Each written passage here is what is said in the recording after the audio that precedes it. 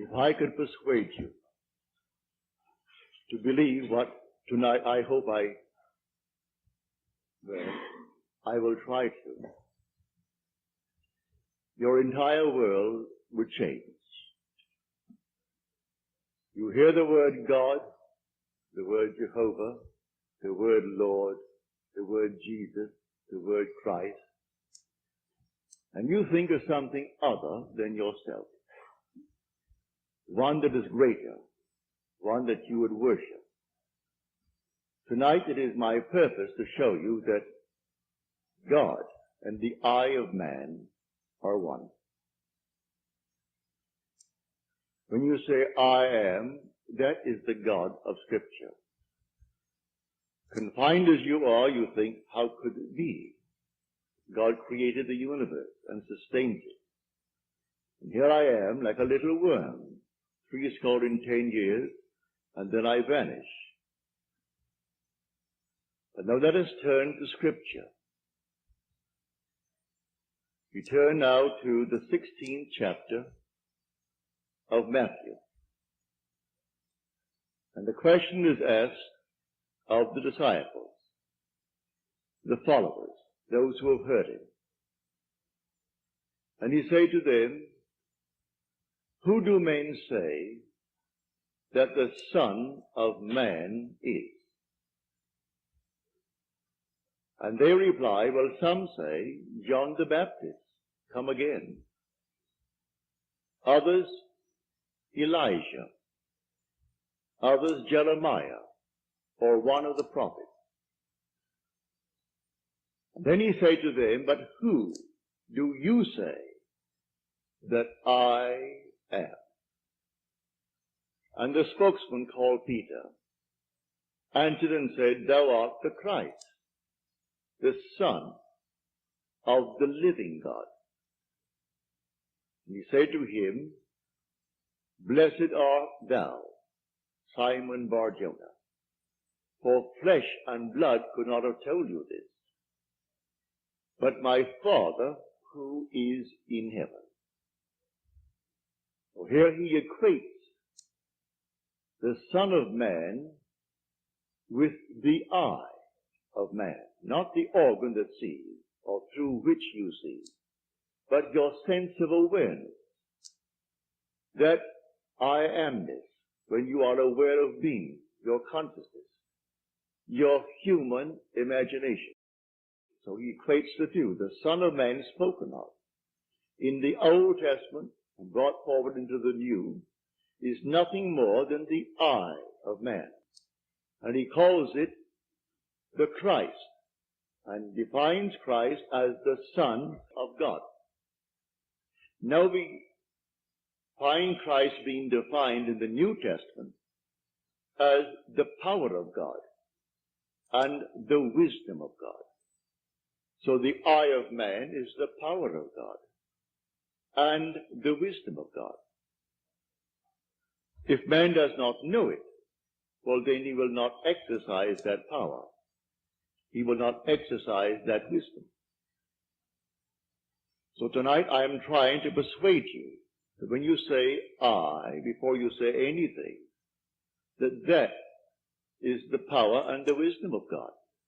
You can't separate the power of God and the wisdom of God from God.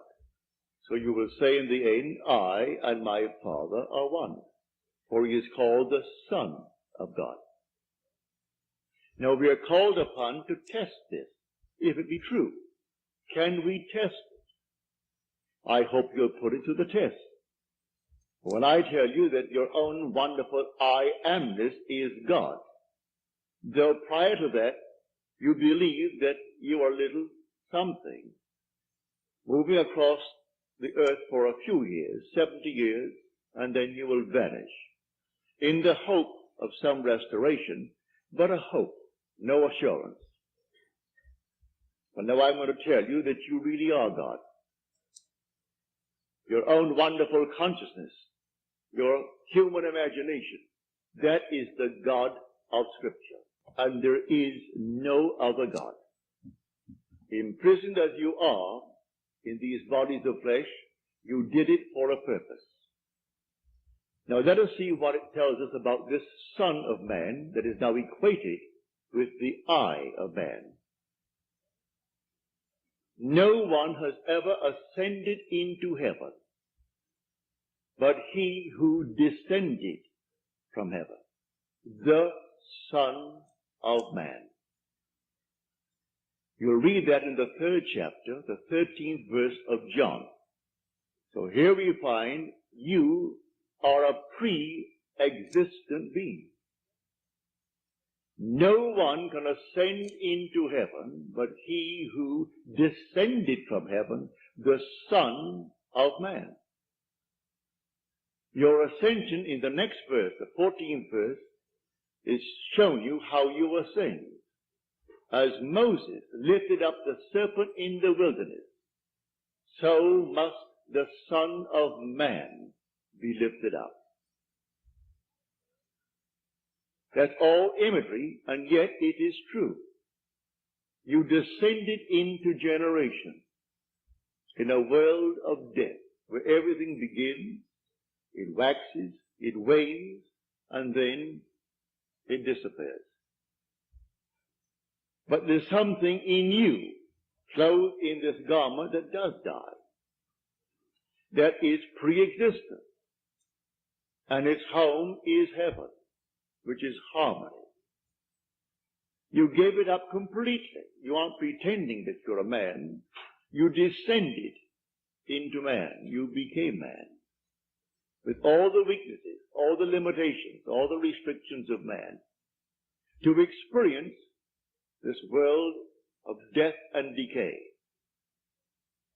There will come a moment in time that you will ascend from this restriction, taking with you the experience that is yours because of this restriction.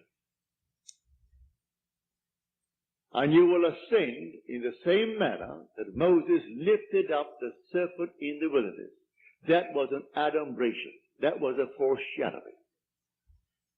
You will rise from the base of your spine, up your spine into your own skull, for heaven is within you. And you will rise like a fiery serpent, without any loss of identity.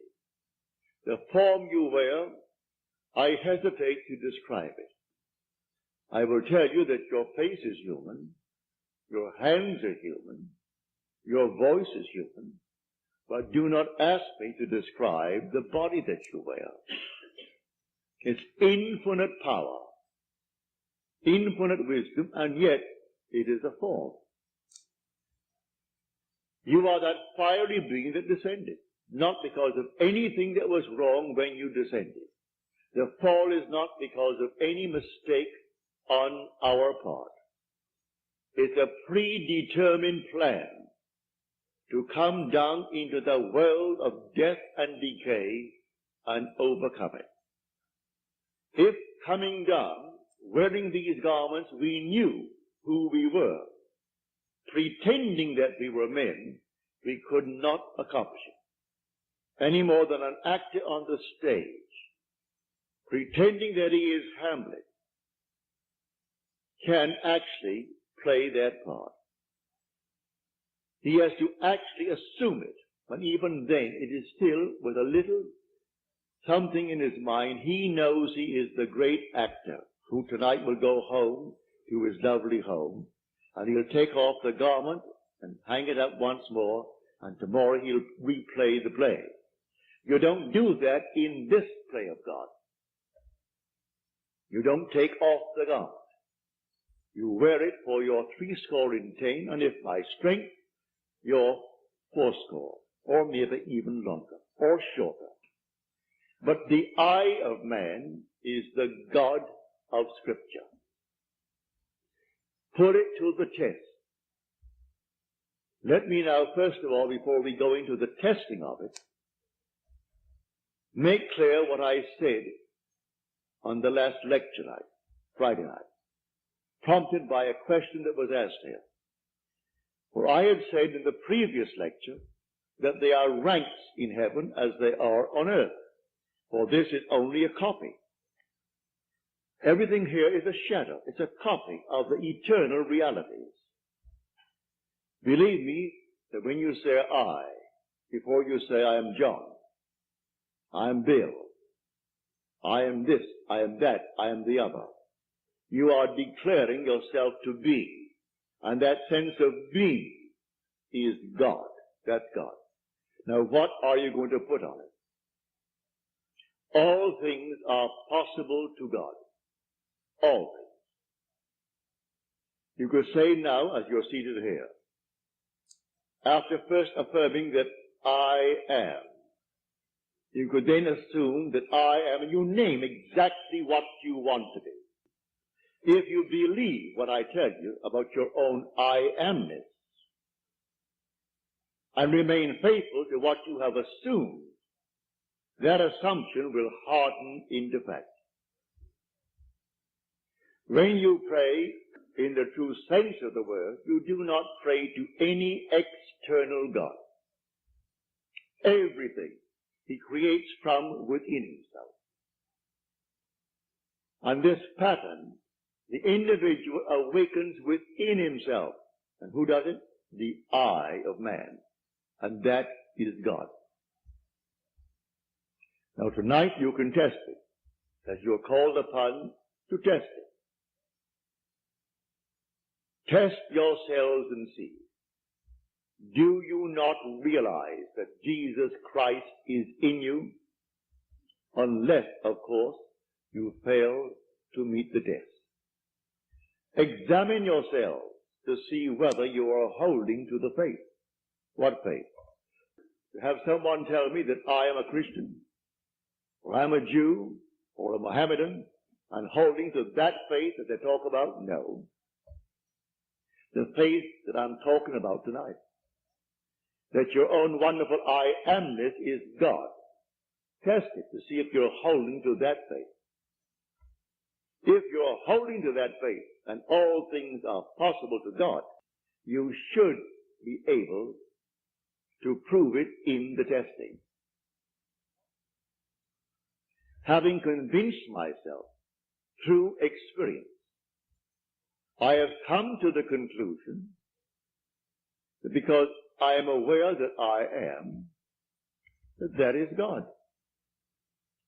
For if by him all things are made, and without him is not anything made that is made, and I start from scratch, only imagining a state, and then I boldly assume that it is real, that I am actually experiencing that state now. And then in the not distant future, that state crystallizes in my world. Well, then I have found God. I have found the source of the phenomena of life. My only concern then is to share it with others and tell them, for they're all one. We are one. No one is greater than the other, not fundamentally. In his claims of what he is in the world of Caesar, he has more money, or he has so-and-so and so-and-so, but basically the same creative power in the man tonight behind bars serving life is the same creative power of the one who sentenced him to life. It's the same being. There is only one God. Hear, O Israel, the Lord, our God, the Lord is one. And the word translated, the Lord, is Yod He Vav He. Properly translated is I am. When you go unto the people of Israel, and they ask you, what is his name? And you claim that the God of Abraham, and the God of Jacob, and the God of Isaac sent you. You say unto them, I am has sent me. That's my name forever. And by this name I shall be known throughout all generations. But man finds it difficult keeping the tense. And so he speaks of thou art, or he is. And he never actually comes down to the fundamental and knows that I am. I am the cause of the phenomena of my life, good, bad, or indifferent. I have to live with it and change my assumptions if I would change the world in which I live. But now, can I help a seeming other? I say you are myself pushed out. Can I help another? Yes, because there's only one. If your request of me comes within the framework of the golden rule, something that I would like done to me, then I can willingly help you. If you ask of me that which does not come within the frame of the golden rule, do not ask it of me. I grant you complete freedom to go elsewhere and go to anyone who will tell you they can do it in spite of what he said. Go ahead. But if anyone asks of me any request, all that I do is this. It's so simple. We are told in Scripture, whatever we ask of him, knowing that he hears it, it shall be done for us. If we know he hears it. Well, can you imagine you seated here on the surface of your being, a rational being, knowing something that the depth of your own being that encompasses you doesn't know? So you know, and you think, well, he doesn't know. Well, read that in the story of Ezekiel. You'll read it in the 38th chapter. And these are the elders of Israel that went into the dark room. And they are carving on the walls all gruesome things. And they said within themselves, the Lord does not see us. And the Lord is speaking to his prophet Ezekiel. And he said, the elders of Israel say that I do not see them. And watch what they're doing. Making all these abominable things within the great cavern. They will all reap them. Because I see everything that the elders of Israel see. But they think because it's dark and it's a cavern, no one knows what he's doing. That God doesn't know it. I've said time and again, there is no fiction in this world. When you pray, go within and close the door of the senses. Deny all that seems so obvious. And your Father who is within will reward you openly. But commune with self, for you and the Father are one. So you commune with self. And what does he tell you? Exactly what was asked of you. He heard it, and he has all the ways and means that you on the surface of your being know not of. He will do it. You can ask anything of one if it comes within the framework of his code of ethics. Don't ask anyone who knows how to pray something that does not come within his golden rule. Do unto others as you would have them do unto you. Just as simple as that. And most of the requests would come within that rule. And so you simply hear it. And then you drop it completely. And in the depths of your own being, you're still hearing it. And the Father knows all means, all ways. And so he singles out the best way to externalize it.